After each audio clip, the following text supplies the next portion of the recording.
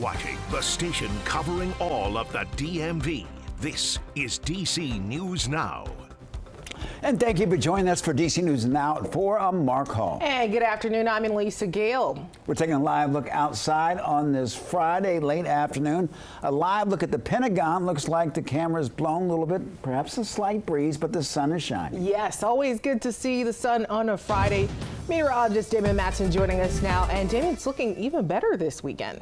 I know, especially if you're a fan of those warmer temps, which some people didn't want to quite let go of as early as we did. Back at the end of August, early September, we had that sort of chill around for a couple of weeks. But as we can expect at times, through the month of September, it does warm back up as we move forward. Now, here are those low temperatures we started out with earlier this morning. Clear skies allowed those readings to tumble into the start of the day today. DC was right at 63 there, still in the 60s in Annapolis, but everywhere else did drop down into the 50s, especially west of the city. So we had that chill to start, but that's basically the adjustment we've been making throughout the day here. Those same clear skies allowed for plentiful sunshine all day, and how about it? We've boosted back up into the 80s, including all the way out toward Kaiser and Cumberland. DC's at 81, and then we have those upper 70s over toward the Chesapeake Bay. So it is going to continue to be a warm and comfortable evening with those clear skies around,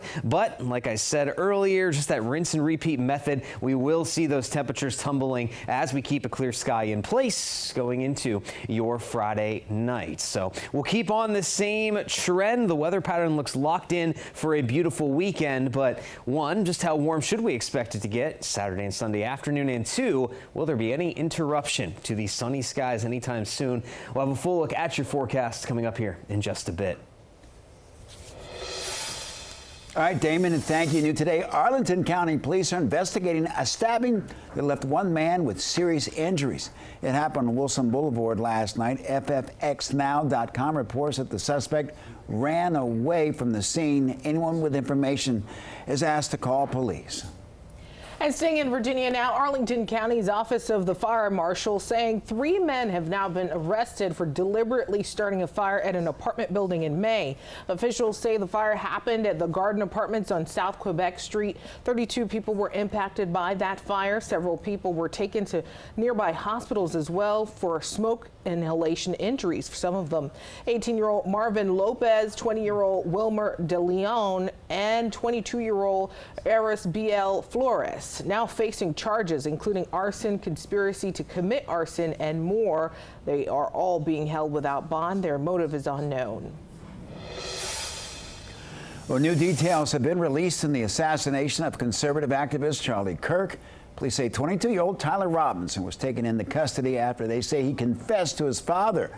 They also say his father saw the surveillance photos of his son and worked with a pastor to encourage the surrender. Now, during today's news conference, Utah Governor Spencer Cox said that key pieces of evidence were found, including engravings on bullets. People loved Charlie, and young people hated Charlie. And Charlie went into those places anyway. This is a turning point for our country. But every single one of us gets to choose right now if this is a turning point for us. Robinson faces an aggravated murder charge, which carries the possibility of a death penalty. Coming up at 4:30, DC News Now's Maddie Bird Temple has the latest on the investigation. Well, the issue of freedom of speech is becoming a conversation since Charlie Kirk's death, his murder. A Prince George's County police officer is under investigation for alleged posts made about Kirk. Officer Adam Molake is facing an internal investigation. There were screenshots circulating online Thursday. Members in the community reacting this afternoon. He had freedom of speech. He didn't say anything hateful. He didn't say anything derogatory or even threatening. He just stated his opinion. I don't think anyone should be fired over just talking about your opinions. Honestly, in any topic. It's understandable if you didn't like someone. That's fine. Everybody has their own opinions. Now, Prince George's County Police say Molake remains on administrative leave today. And for the latest, you can head to our website, DCNewsNow.com. Well, looking ahead to this weekend, Metro now making several changes to some bus routes in Prince George's County. The bus lines on your screen there will have new departure times. The goal is to improve on-time performances and expand services. The move marks the first phase of change as part of Metro's Better Bus Network. It will go into effect on Sunday. Additional changes are also expected.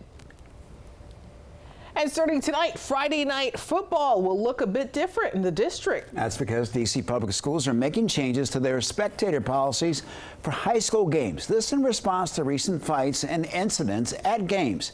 D.C. News Now's Mario Carbone is outside of Jackson Reed High School in Northwest, where the team will take on St. Albans at 7 p.m. and she has the latest on what to expect. Changes to football spectator policies for D.C. Public Schools is turning some heads. I think it's a bit crazy. I think that it's ridiculous. Starting Friday, spectators for games will be limited to adults or students accompanied by an adult.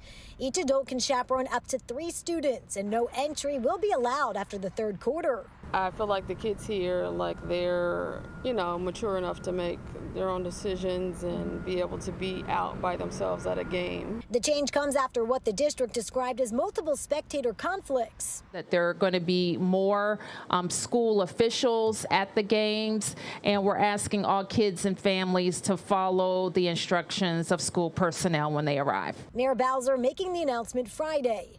It might prevent that, but then what are the costs associated with that? Other changes include a strict no re-entry policy. Concession sales will end promptly after the third quarter, and spectators from opposing teams will have separate sections to sit in. In a letter sent to students and families, DCPS's Deputy Chancellor writing, these adjustments are being introduced to help reduce and prevent conflicts, and we will be monitoring their effectiveness closely. I mean, see your parent dropping you off. Kids should be able to learn how to make decisions and have that responsibility.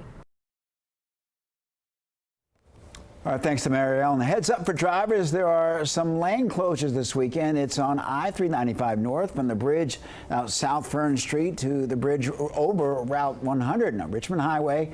And then the left lane closes tonight, with closures extending to Sunday morning. All right, we continue to get you ready for the weekend. And right now, businesses and artists of all kinds across D.C. are gearing up for Art All Night. And this evening festival is certainly bringing entertainment and color to more than a dozen neighborhoods across the district tonight and tomorrow. DC News Now's Randy Bass is live along Wisconsin Avenue Northwest, where Georgetown and Glover Park are gearing up for a whole lot of fun tonight. Hey, Randy. Yeah, hey Mark, hey Annalisa, good afternoon to you both. A lot of excitement already happening here. Those preparations are well underway, and it sounds like Art All Night is really going to be something for everyone. You can see them here as they are preparing here at the Glover Park main stage. This is right here on Wisconsin Avenue. A little sound check action happening here, and it all gets started in just a few hours as the sun goes down. It's a celebration of art of all kinds. You can expect to see dancing, singing, painting, sculpture, and of course the culinary arts, because it's not just art all night, it's also dine all night. People are encouraged to hit their favorite neighborhood eateries while they are out and about. Neighborhoods in every corner of the city, from Tenleytown to Congress Heights, are gearing up for a weekend honoring art and culture in D.C. Down the street in Georgetown, they tell us they are preparing for about 10,000 people to flood the streets and enjoy the sights and sounds there. So what we have in Georgetown is really like a choose your own adventure. We have over 16 showcase sites and an additional 20-ish businesses that are participating with pop-up artists or special food options or demonstrations. Open up our doors to everyone. We say all flavors welcome, and that is what Art All Night is really about. Community, heart, and putting the best of Washington, D.C. out so everyone can be a part of it. Now, festivities in some neighborhoods get started as soon as 5:30, but things are really expected to pick up as the night goes on, and just a lot of fun stuff in just about every neighborhood, every corner of the city. Mark, Annalisa? Well, Randy, what are some of the special or hidden gems for Art All Night this year?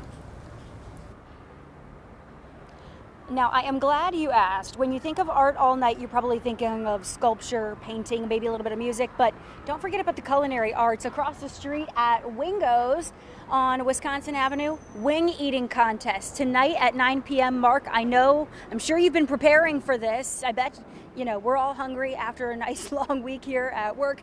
Wing eating contest at 9 p.m. here on Wisconsin Avenue. It's going to be messy. It's going to be delicious. I'm sure that's going to be quite the spectacle there tonight. And delicious. Well, in the district now, again, the organization behind the Washington Wizards and the Capitals, Monumental Sports and Entertainment Foundation, has now created the first ever playground at the Children's Guild DC Public Charter School. Among the athletes in attendance to help today were Wizards players like Anthony Gill and more.